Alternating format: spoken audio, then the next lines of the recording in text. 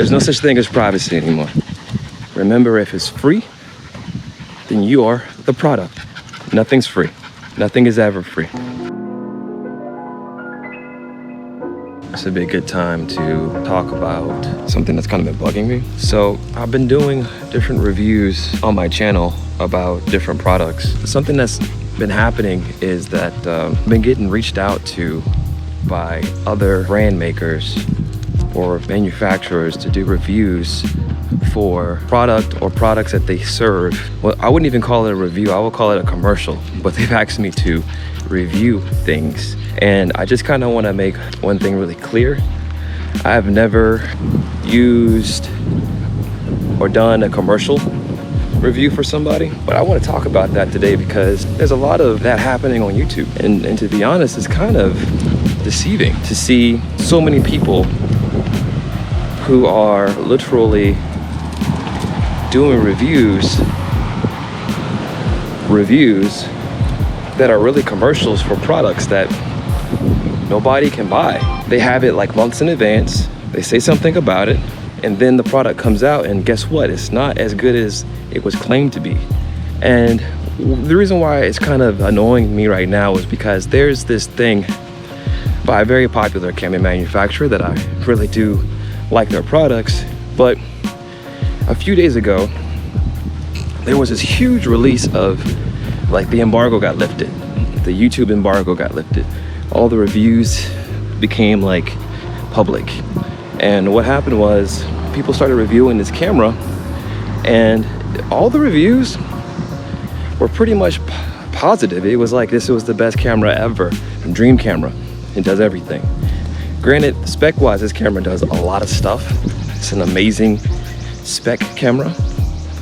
It kind of got me wondering, for some of these people who I follow, whether it be for actually learning something or an entertainment purpose, can I trust them when it comes to what they're saying about a product?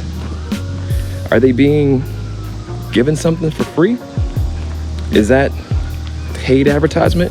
One thing that also popped this up in my head recently was that I was in the market for buying like a new laptop. I was just looking all around for different types of laptops, and you know, my background, I went to college for computer science. I've been in the tech industry since I graduated from college. I'm a professional, that's what I do. I get paid a lot of money to do that. A lot of these people on YouTube, they don't have any kind of like education regarding creating anything regarding content other than YouTube videos, which is definitely a skill set. But they're not programmers, they're not software engineers. They don't know what all those different specs mean. They also don't look at it from a product manager standpoint of how does it actually help you out. Because you see, one thing that started to become very evident with all this social media, especially like YouTube, is that it is a fantastic place for people to go to, gain trust in a YouTuber, and buy a product that the YouTuber recommends but doesn't even actually use. It kind of goes back to the debate about like Macs versus PCs and that video there, and why are Macs better than PCs? It really depends on your use case. But if you're in a situation where you have one application you use, you don't use 3 different ones, and you know what that application needs for optimization, isn't that the most important part of a computer? Like, nobody creates anything with Cinebench. Nobody creates things with benchmarks. So what is the point of a benchmark? I really always appreciated the FPS comparisons, because I feel like with those comparisons you can kind of see how that relates. But to be honest, what's the difference between 150 and 140? Some people may argue, well, it's the average and blah blah blah blah, but I mean, when you get down to it, man, it's the experience and it's your ability to appreciate what you have. I think that it's just starting to get very obvious to me about where we're going with marketing in the future, how subliminal certain things are, especially with the technology that we always keep with us everywhere, which knows who we are best, and that is your phone. And the fact that, you know, if you have an Android phone, it's listening to you, it's picking up different words And I can prove it to you because if you say, hey, Google, it's going to react to you. That means that there is a process that is running on your phone all the time with the microphone, listening for you to say, hey, Google. But if you read further in your disclosures, when you're using the software or the phone hardware, you'll see that they have the rights, or you're giving them the rights, to take what you're saying and process it however they need to. Now, are they selling that information? Perhaps not. Maybe what they're doing is they're just simply, maybe all they're doing is just simply trying to refine your experience. But a lot of times they don't disclose that. So now you get to a point where you've got a device that's literally spying on you. And I would question if it's spying, if you're giving consent or whatnot. So what's really interesting about it is how it's become normal, in a way, really accepted. Some people may say, hey, this is a benefit, this is a good thing. You know, I don't think that's a good thing. I don't think that's a good thing at all. I feel like privacy is becoming extinct. That's something that is very important, because once they know, or once anybody knows what it is you say in private, there are algorithms, AI, that are out there which can put together what it is you like and possibly what it is you're going to do. Now, why am I talking about this? Because I kind of went from reviews to this, right? It's because the same company that I'm posting this content on, the same company who made the OS for my phone, the same company that has been telling me, hey, you know, you probably would like videos on this thing right here based upon your web search history, products or sites that I've gone to, reading those cookies, and all those things like that. It's all on one phone. There was just a big tech hearing in Congress. You know, out of all the big tech companies that were there, it's the one that has 6 letters and starts with the G. They're the ones that have everything on you. They read your email, they read your search history, they know what you look at on YouTube, they know what you say. That's what you got. You basically got a snitch in your pocket.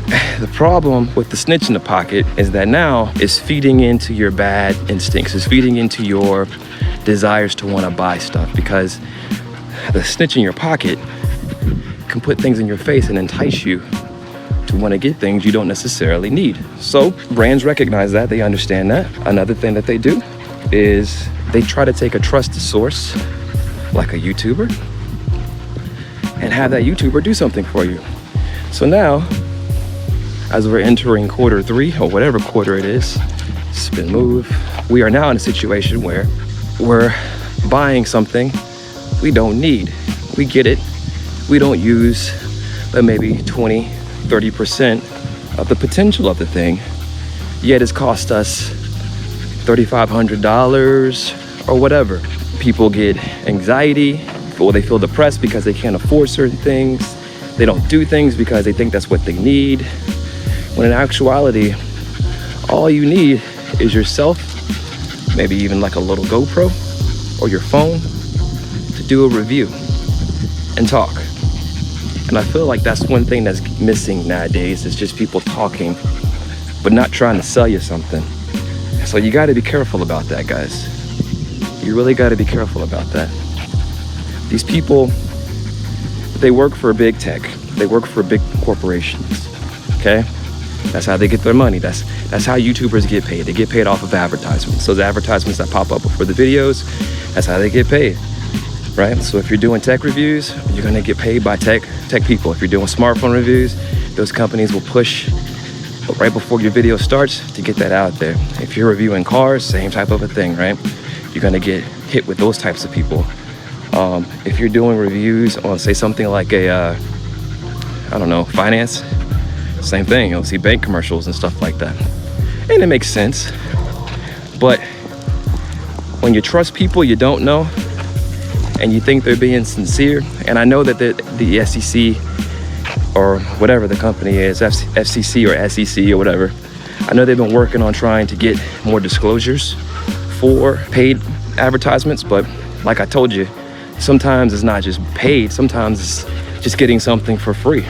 If I'm trying to get views and I get a device, whether it be a sweet microphone for free, I don't tell you, and I do a review and I tell you how great it is, but for me personally, I never use it, I'm being dishonest. I'm not telling you the truth.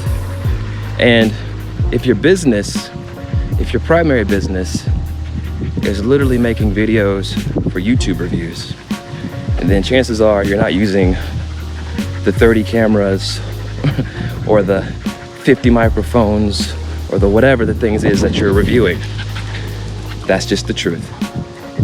And that's really where I wanted to bring this back to. There's no such thing as privacy anymore. Be careful what you post. Be careful what you look at. All that stuff goes into different algorithms to figure out how to sell stuff to you. Remember, if it's free, then you are the product. Nothing's free. Nothing is ever free. Even free product has a price, which is the truth. So with that, if you guys like this type of content, make sure you subscribe, hit the ding so you can get a notification for more information of somebody who's just straight talking, being honest with you guys. I'm not trying to sell you anything. I only want to help you guys out. I don't really know how to be more sincere than that because that's just the way I am. I'm Prodigy Music Man. Thank you guys for watching. Peace.